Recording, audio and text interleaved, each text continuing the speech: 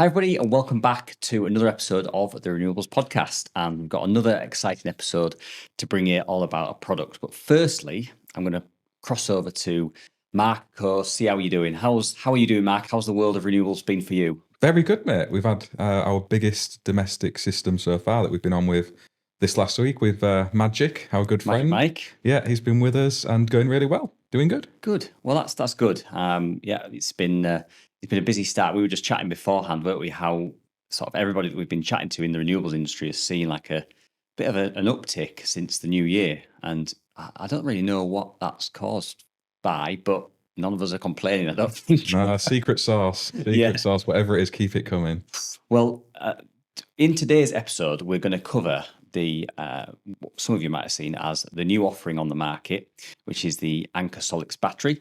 Firstly, we're going to see how our guest is doing. So welcome, Aaron Darvill. And do you want to introduce what your kind of role is, who you are, and a bit about Anker, I suppose? Sure. So I'm Aaron, and I'm head of sales for Anker Solix for the X1 system, our all-in-one system.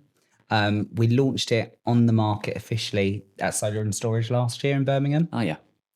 And since then, it's just been, like you said, like it's been really busy. I thought December is used to like winding down and January, but all of my installers so far, and even us with distributing this product, it's been escalating even more. It's been a roller coaster. So yeah, so we launched the product, and that's what we're here to talk about today, and how we got it onto market, really. Yeah. It's a global product, I suppose. It's not just the UK market that's challenging you. No, to be honest, like Anker as a company, it's really about partnerships and their product line. So for us, like it launched in 2011 as a business. So some people may not have necessarily think that they've got an Anker product in their house, but in fact, we're in like 150 million users' hands worldwide.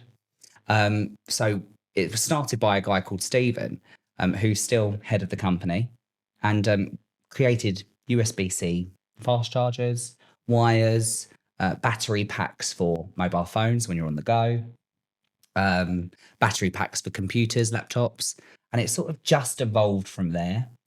And then about 3 or 4 years ago, they decided, we've got these small systems, but let's look at making it bigger for camping, flexible, the adventurer, times of relief even, like we've done and supported in hurricanes in America.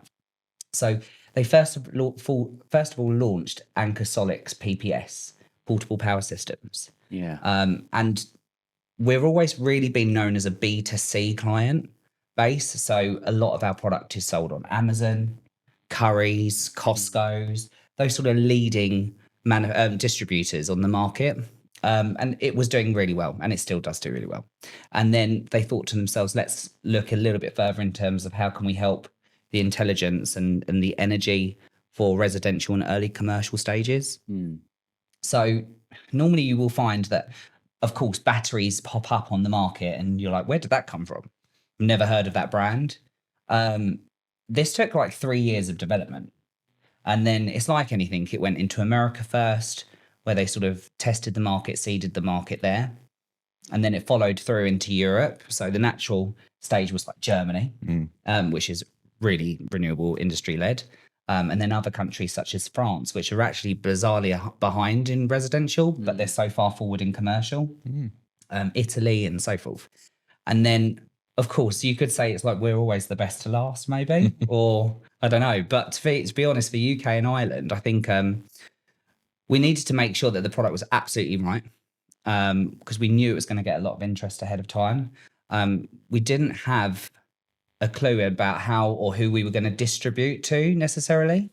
And that's predominantly why I was brought on board. So previous to this, I've been known for bringing other brands into the UK market placement in storage. So I came on board around August, and quite quickly on identified like how Anker's like way works and how they are all about partnerships with clients. And they're not all about mass distribution deals. It's not a race to the bottom for them.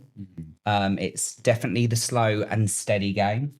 So with that in mind, it's like anything. You go around a drawing board and it's like, now in this industry, especially in the UK, I think there's like 20 different distributors on the market.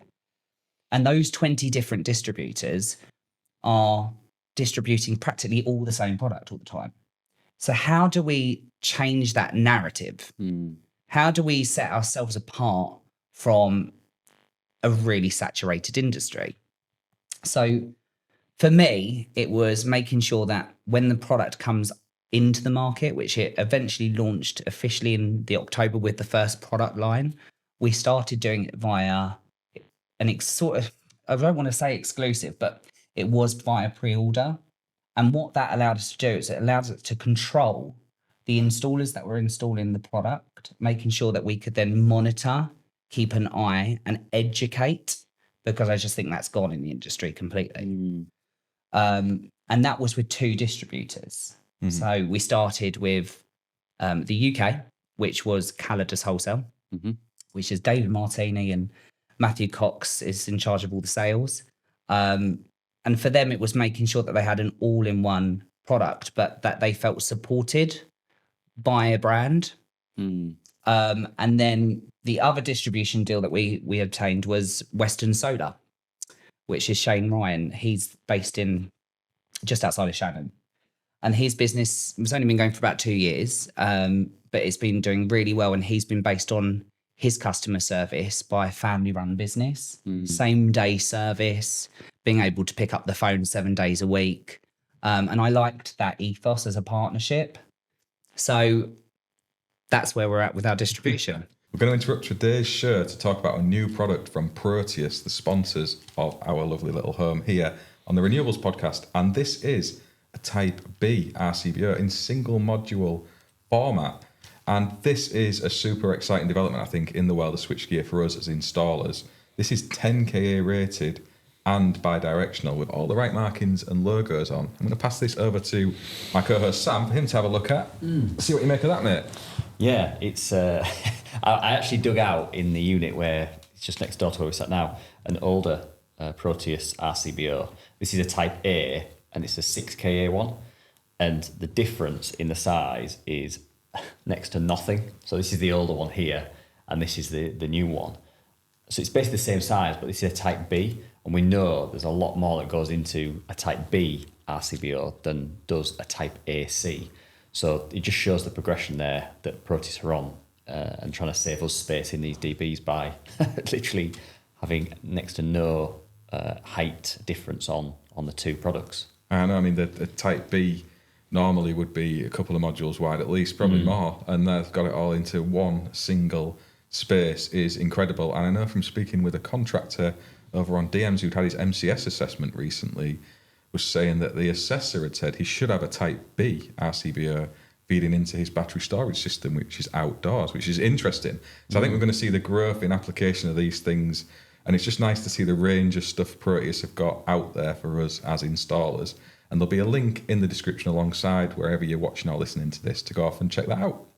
Let's jump back to the chat. Yeah, because the bit that I found quite interesting is not only having to bring a new product to market, also having to bring a brand and a product to market. There's other brands that have popped up over the last year or so, but year or two. But did you kind of find anything surprising having to bring both a new product to market and the brand? Because obviously when an established brand brings a product to market, they've already got like a base of people that they can target and go, have you seen our new product? But when you've got to try and not only bring a brand and a product to market, you've also got to try and, like you mentioned, persuade distributors to choose your brand to stock, but also installers to move away from other brands or add another brand to their resume to offer to people that actually might be quite a hard thing to do. So what's been the main sort of challenges around bringing all of that together with something like this? I think, like you said, I always say this about installers, like nowadays or like 4 years ago, there was such a stock shortage of being able to get stock shipped in. It was like you only had Pylon Tech or Grow Up. Mm. And now it's almost like your kids in a sweet shop. You have your absolute pick of the bunch. Yeah. So what makes us separate? So for us, it's really key identification as a brand. It's about customer service and technical support. Mm. That's not just at the end of the phone, that's physically in person. We do on-site live training for installers, which I can go in detail later on. The other one was making sure that it's easy for the installer to install a product and is not sitting there for 3 hours, 4 hours throughout the afternoon commissioning a system. And this is still going on in this industry. Yeah. And then when you're then stuck at 4 o'clock trying to commission a system and it's dark at the moment, then you have to go back there the next day. And that wastes labor time, expense, and delays other jobs that you've got booked in. We as a brand, because I think we've been in so many users worldwide, it was really good for us that we already had a foot in the door because everyone knew Anker. You know, we have 99% positive feedback on all of our websites and all of our distribution deals. And that's been like that for 5 years. In fact, everyone's like, why can't we get it to 100%? We need to work on this. Yeah. I'm like, come on, there's got to be some room. Yeah. But then, so that was a massive thing for us. I then also think there was a huge gap in the market that there's still not a significant dent in all-in-ones. There have been some early stage all-in-ones with some bigger brands, but they're quite chunky, clunky, heavy. Rushed product that's gone out the door straight away. And then there's been issues where there's a component that's not being finished off, and X, Y, Z. Or then you think this is an amazing product and then the customer service lets it down. And I always think, and I always say that when I get the product into the hands of an installer, I only get one chance. Because if they don't have that level of customer service, tech support, just support in general in terms of their marketing, making sure that we can actually praise and promote a company, which a lot of people don't, then they won't come back to us again. So that was a massive thing. The other thing that I noticed as well is people want a really sleek design. And like I said, a lot of these systems that are all-in-one are quite chunky at the moment, or even white labeled. We didn't rush our development at all. So we tested the product, put it into the hands of some installers behind the scenes before it officially launched, just making sure that they gave us really good feedback. And that's what we're really all about, is making sure that we ask every single question. And whatever we haven't got right, we need to go back to the drawing board. That's fantastic. Yeah. I mean, I listening to you say all those things are some of the key things you've said. What really annoys me as an installer is the commissioning, the support after installation to customers. And I'm familiar with Anker of the past for the mobile phone chargers that I've had, and that customer support experience you've had as a company has probably stemmed from that. Yeah. It's very easy to leave reviews on Amazon and other retail sites, and if you're not on top of that as a brand, it can really knock you down. So that's fantastic. And you know, equally with the product as well, you mentioned about all-in-ones. We install one from a particular brand that isn't really an all-in-one. No. It has no PV inputs into it. So that was kind of a misnomer, and its branding kind of muddying the field of information for consumers. So I think that's really key in what you're saying, supporting us as installers and the customers as well. And it is lacking. You mentioned about the range of brands that are out there. There's so many. And we can't do all the training, can we, Sam, for all these different products that are out there? We are picking. We've got 3 brands that we will install just because we want to know we're delivering a good installation. And I think if we spread too far, you can't do that. This is why I think the industry is changing, because without mentioning names, you can clearly see now where distributors have taken on 10 or 15 different brands to make sure that they're suitable for every single client, from the budget right through to the premium. You're now starting to see distribution are streamlining their product portfolio because it's just been too saturated too quickly. It's been that race to the bottom. Another thing that I was going to say, and this is probably from the installer perspective to you. So you can get your phones out now, you can Google us. If you Googled the X1, you would not be able to find any form of pricing. Now, we think that this is refreshing because it's bad enough that you're in an industry as an installer with people that have just popped up down the road who are going to quote £500 cheaper. But then it's also destroying when you've got clients that are consistently seeing, oh, I can get this on this website. And if you just buy it, if I just buy it, you can just install it for like 500 quid. It doesn't really work like that. So our distribution channels are not allowed to promote pricing. And that is the same for our installers. We need to make sure that we protect margins for everyone. Of course, we're a business, but we are very much about our partnerships. So we're not here to sell ourselves out. We're also not here to go into 10 different distribution channels. We're not here about then getting the client database and then selling direct to the installer. We're not about that. First of all, it's the headache in the nicest possible sense. But then also we're only allowed to have 3 distribution channels across each country. I think some of the points there picking up from what you said was one thing I really liked that you mentioned earlier was the realization that when us as installers are looking at potentially adding this product to or any other product to your installation portfolio, is you do get that one or two chances to prove to that installer that it's a good product. Because in the nicest possible way, every time you look to potentially bring another product on board, you're looking more at, and this might be me being negative, but you're looking more at reasons why you wouldn't add it. Flaws. Because you're thinking this is just extra aggro. I've now got to try and pitch this against other products that we're more comfortable with.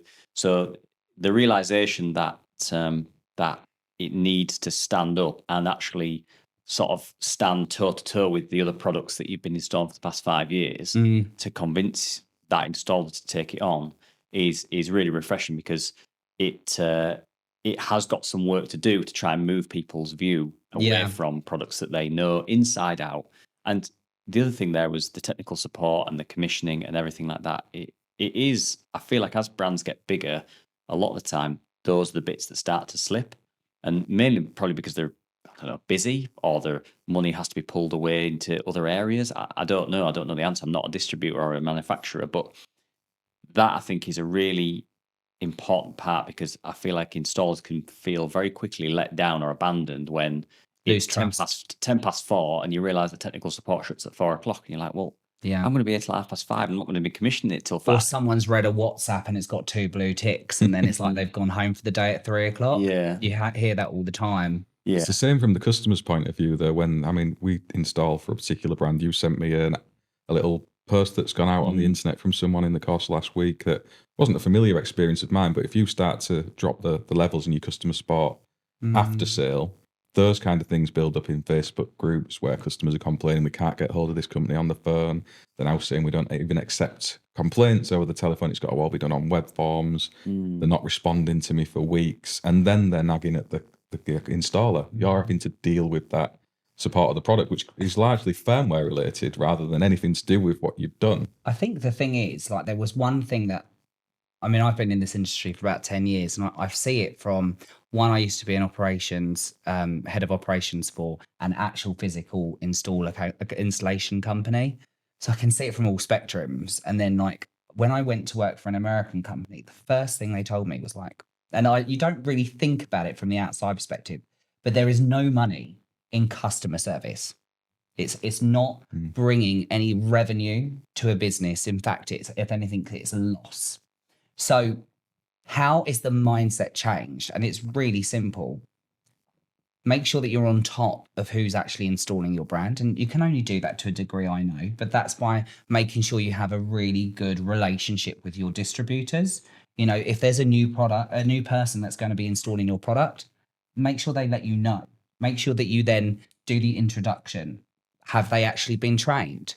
Because you will find half the time is when they're just putting loads of different battery brands in, and a lot of installers out there don't even look at a manual or follow a guide. No comment. Right? I'm just saying that McAvoy, it must go like this. But that's the thing. For us, it's about you can't actually install the product until you've actually qualified on Anker Academy. Which is like, okay, it's an online academy training platform. There's tests, there's videos, it's great. We have so much information. But for us, and what I love is I hate being in front of a computer. I want to be on site, and I want to be on site with my technical support manager, where it's no 0800 number. It's a direct mobile number to all the individual technical support managers. So basically, like after the first time that you have the install, your first install, you get assigned someone specific, which we really like. That's amazing. We're all about customer service. Then it's almost a bit like you've done your job as an installer, so you need to go on your way. It's actually our responsibility to be dealing with the end user, the customer. If there's any issues, it's for our responsibility to deal with. And because we are so confident in the training that we offer, online, in person, distribution channels, on-site live install training, that if there was any fault with our battery, we have a 48-hour turnaround for a replacement product. And also the installer or installer group can also bill us for returning back. Now, I think there's a few companies that do it, but I think they like cap it to a certain price. It's Probably rare. maybe like half a tank of petrol for the van, Yeah. something like that. But that's why we're so confident that as long as you get it right the first time, and it's like the first time is always the most important, that then you won't have that comeback. You won't have that issue. So that because this is a big one that we've actually thought about doing a podcast on before about the reimbursement for contractors going back out, because what we find a lot in this industry is that it's all about the initial sale. You're up against companies that are making 5% on like margin on the job, and you're there at 20, 25, 30%, whatever you choose to do, and you're getting beaten on a lot of jobs. But what you find is that a lot of companies start to get into trouble when they're having to return to jobs to fix problems that, fair enough, you're only making 5% margin, that's a business choice. And if the product has gone faulty, that's not necessarily your fault. So in terms of Anker's position on payment for installers to go back, is it capped, or is it like a quote before you go, or what's the... Really interesting. So, I mean, I don't want to almost jump, but the clue is in our title. We are Anker Solix, but actually we're part of a bigger organization, which is Anker Innovations. And the clue of innovations is in that. So out of 6,000 staff that we've got worldwide, 3,000 of them purely work on research and development. We're one of the fewest companies that inject cash flow consistently on a year-by-year basis to make sure we're always innovating. Now, with that, if there's an issue with the product, we've got a team assigned to all of the different various countries. We've got head office in Dusseldorf, and we've obviously got our HQ in China. But they can see the system. Like, we can see everything. And in fact, if anything, we want to alert you as the installer rather than you tell us. We want to inform you there's an issue with the battery or a power module. The good thing about it is, in the meantime, what kills it is you have an annoyed client. That's the end goal. That's where the buck stops. Is you have a really annoyed client that cannot store up any electric, and they've paid for this system. You are then not getting paid for that return back to site. So this is where it goes back to, there's no money in customer service, and tech support is a loss to every business. So how can we narrow it? So shaving that down is a 48-hour replacement, and then depending on the issue, it's dependent on the case study of cost. So it would go to your sales manager or the person that runs that department or country, that territory. But we are really quick in getting a response. If we're that quick of getting a response in 48 hours for replacement, we're that quick in terms of saying X, Y, Z, this is what it's going to be. Right. So it's not necessarily it's not like £75 and that's it. You're there for 4 hours and then you've got to go and get McDonald's on the way home. Do you know what I mean? It's a conversation with somebody. It's a conversation because that's the thing. Like, every installer that has installed our product to this day in UK and Ireland, and I know this is not always going to be manageable, but they all have my number because the way I look at it is the buck stops with me. My distribution channels that we pick, they are the extension of my brand. They're an extension of selling our product and making sure they continue that cared customer service. So I want to know about it. So in terms of the training that you mentioned, then if we were to come into being an installer for Anker Solix, would you come out free of charge to go through that? It's not something we pay so for. I fly people out. Like I feel like I need to get somewhere to live in Ireland because I'm there a hell of a lot at the moment. I think I speak to more Irish than English. But yeah, that's a massive thing for us. So I normally try and condense it and go, right, because I've got a child, you know what it's like juggling. So I normally condense it and go, right, I'm going to come over for 5 days. And in those 5 days, I'm going to visit 10 installs, whether they're either completed and they may need some help with the commissioning process, or whether it's a full install, where I might be able to go on the Monday morning and then by the afternoon go to a different site. So that's what we do. And if you follow me on any social media, or even just the company on any social media platforms, we're always at the forefront of customer service and at the forefront of the installer. We want to know what the installer likes. What do they not like? You know, we need to make the changes quickly. So yeah, free of charge. Yeah. That's Ryanair flight. Yeah. No, I think that's, to be honest, that's probably one of the only ways that you can really try and push the brand out there is get, because a lot of brands out there have been very installer focused initially, and then kind of that's withdrawn slightly as they become busier and more successful, and the brands kind of spoke for themselves. And I think you raised quite an interesting point in that there's no money in customer support, and that is true in terms of it at the real early stage of, you know, call comes in, you sort that out, you know, there's no money that's changed hands there, but it's impossible to quantify the impact of getting that customer service either to us as installers or to that end user for that brand's reputation and that installer's confidence. Because whilst that customer support maybe hasn't earned Anker any more money, it's actually meant that they haven't lost money in the future because that customer hasn't badmouthed Anker on some weird Facebook group. Or the installer then goes, actually, do you know what? This is the best customer service I've had for a long time.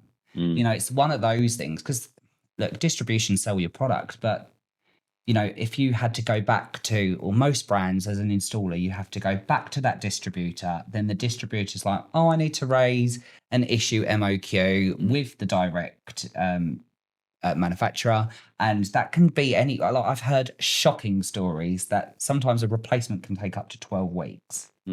Like that, to me, is not good customer service. So how do we minimize your day, basically? We had that with an inverter on a brand, because we've only been in the industry now 2 years, so I was quite fresh to it all. I literally didn't know what was a good brand and what wasn't, to be totally honest. We made some bad choices at the beginning, and we was waiting, I think it was 10 weeks, for what is an international, very big company to sort out a replacement inverter. And in that period, our customer was obviously quite annoyed. We were getting pretty fed up with it, and we no longer install that product. So it's very easy to lose that trust. The faith. Things will always go wrong. It's inevitable, isn't it? However good your product is, at some point, it could be some damage that's happened in shipping, or it's not been handled the correct way. No one would ever really know, but it's going to have to be dealt with. So being able to do that, as you're describing, I think it will draw lots of installers towards you, because we've all got the scars, haven't we, Sam? You must have loads. Oh, yeah, covered in them. And you know, it's not just in the solar and battery world, in the EV world. There's obviously a massive brand in the EV world that had the absolute monopoly, and it wasn't long until other brands came in and started snapping at their heels, and some of the issues with that big brand came to the front, and suddenly then their market share is getting eaten away. Do you think that's also complacency? Because I see so many brands on this market that do not innovate enough. There are brands that are still indoor install pieces only. They haven't got a single IP to them, you know, in terms of maybe some of them have scrapes of 65. You know, there's only certain things that they can do. They can only pair up with other manufacturers of inverters, and then who takes the responsibility. And I think this is the thing. There's been a lot of complacent product on the market. Oh, you are nailing head singing to the choir, because This is one of my biggest gripes, because I feel like whilst customer service is really important to us as installers, like if we just forget about the customer for the minute, for us as installers, as business owners, people running businesses, you want to know that if a problem comes up with an install of whatever age, you're able to keep that customer happy by replacing something under warranty, if it's still under warranty, or just speaking to the manufacturer about a potential problem or a tweak that needs to be made to the system. But the other thing that I feel like installers feel like they can be let down is if you backed a brand since you started, and then you see all these other brands innovating around you, and you want to stay loyal to that brand, because most installers are very loyal to the brands of consumer units, batteries, switches, sockets, batteries, inverters, panels. A lot of installers are very, very loyal, and I feel like one of the main ways that installers can be let down is by the brand that they've invested a lot of time, effort, and money into through the marketing and videos and stuff.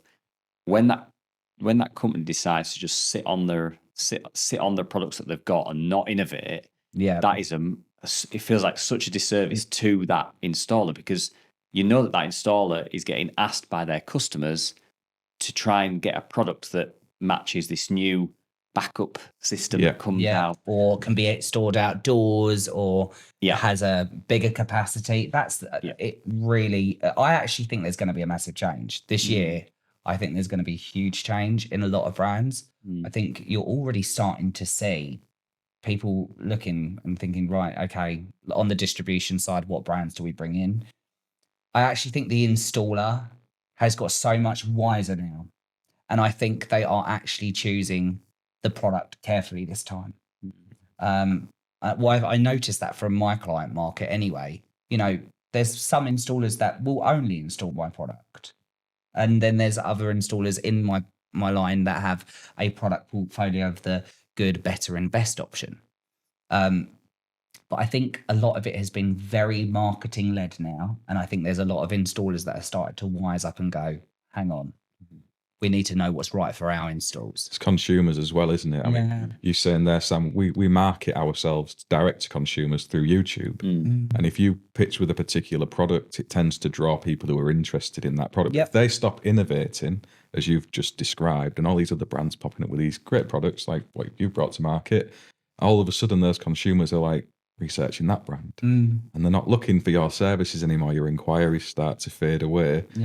Because that company you have been loyal to haven't innovated. And the other problem with innovation is when they come up with a new concept that they want to put onto market, but they announce it 6 months before they release it. So you've got that client base who really likes the product range, wants it, but they've heard about this new product that's coming. You can't install it yet, and they're inquiring with you, can you do this one? And you can't wait 6 months to start rolling out your installs, can you? So it's a really difficult one. It's not even that, but when it's even they do a pre-warning that it's coming, and then 6 months comes, and then it's like another 6 month delay. Is the impact that has on the sales up for that 6 months as well? Because nobody, even myself, if I was buying something outside of renewables and I knew that there was a new product coming out in 6 months now, if I didn't need it immediately, I would probably be waiting for that new product. So it can kind of impact on your initial sales straight away if they go, oh well, there's this new car charger coming out or a battery coming out, so actually I'm just going to hang tight. And actually that can actually impact your sales quite a lot as a renewables company, because suddenly you've got, in 6 months time, you'll have all this work, but short term nobody's buying anything. It's a solar coaster, isn't it? I think the mobile phone world gets it quite good, because they have like release strategies, don't they? Of a new iPhone, you know when that date's going to be. Up for it. It's regular. There's a cycle to it, and consumers can make that choice. I think with the solar industry, everyone's so keen to try and grab market share. Manufacturers, let's get the knowledge out about this product. We don't really care about the installs when they're fitting it. We want those consumers to wait for our products, and we'll talk about it as soon as we can. Yeah, I mean, we don't actually like it. Bizarrely enough, on Monday this week, we actually launched the 3-phase in Ireland, which was actually 2 months earlier than projected. So we're going to do it like the end of Q1, beginning of Q2, and we just decided, look, we've got the stock flow to do it. The demand is there. And that's the other thing. It's like the research and development team behind us. They're like, right, you're ready for this now. But what I have noticed is we don't ever put that we're announcing a product on social media. we will internally discuss it with our distributors, and we will always give them a guideline, but we'd always give them an extended guideline of when it will launch to actually when we can bring it to fruition. That's the worst thing to say. Like when you have an installer goes, oh, I want that 3-phase, I want that 3-phase. When's it going to launch? You know, you told me it's my distributor said it's going to be in 2 weeks' time. Where the hell is it? That is causing chaos at the moment in a lot of this industry.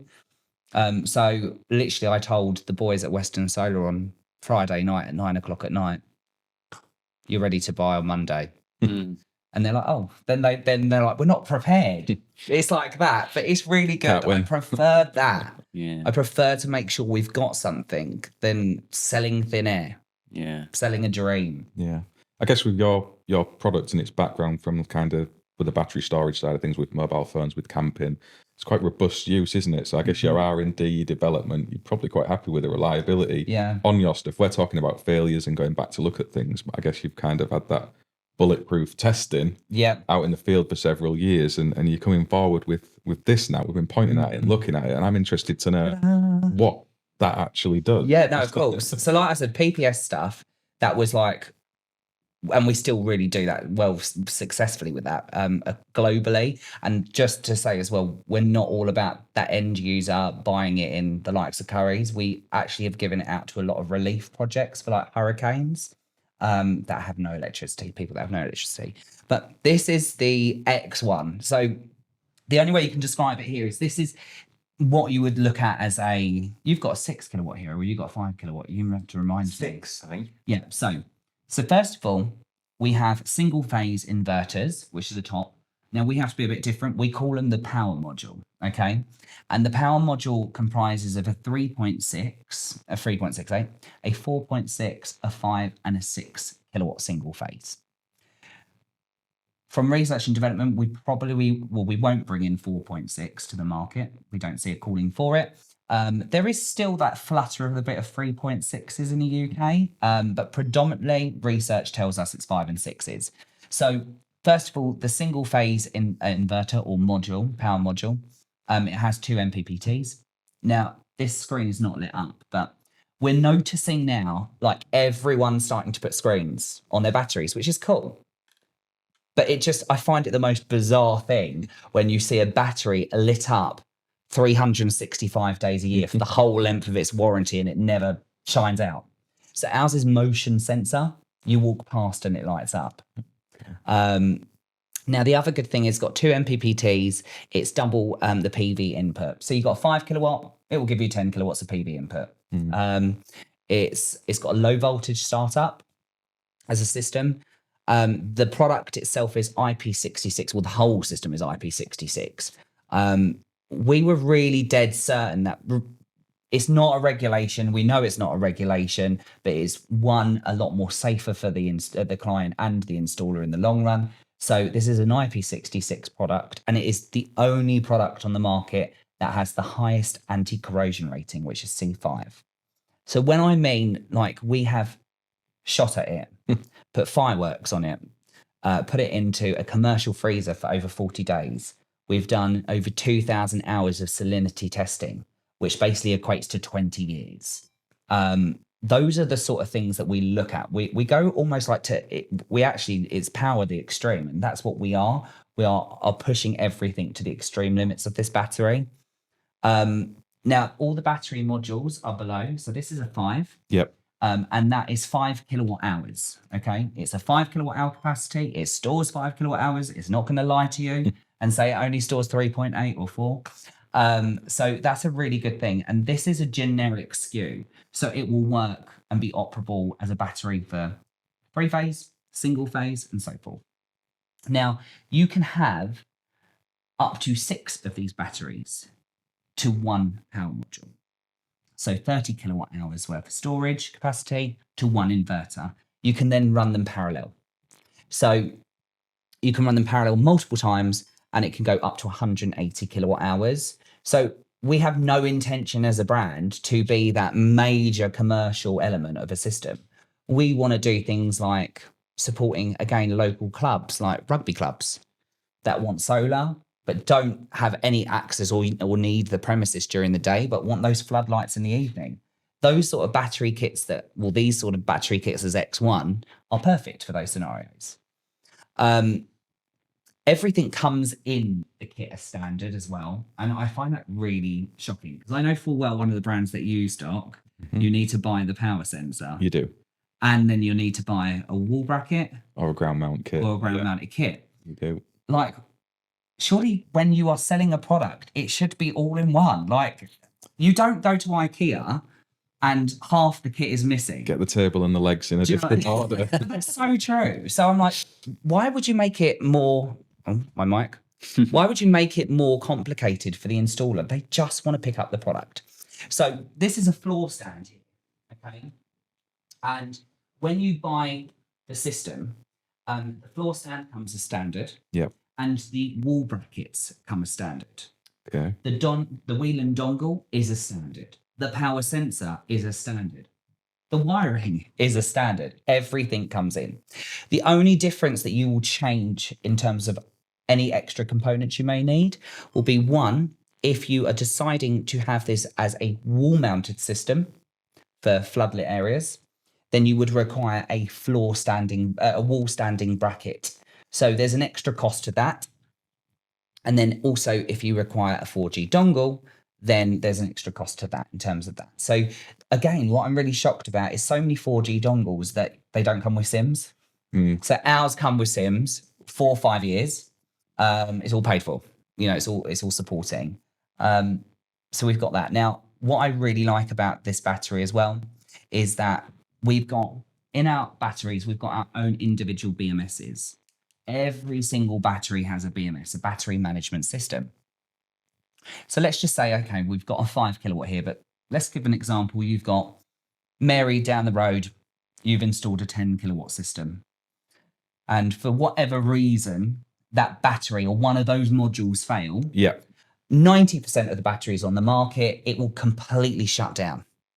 Therefore, until you get that long-winded MOQ changeover of the product, that client's got no storage. What's this client paid for? So, okay, we find that really frustrating. And how can we minimize that narrative? So what we do, or what we have done is with the BMS, is it will bypass. So, okay, Mary might not be able to have 10 kilowatt hours, but the one that is healthy and working will still store at 5 kilowatts in the interim period until it's replaced.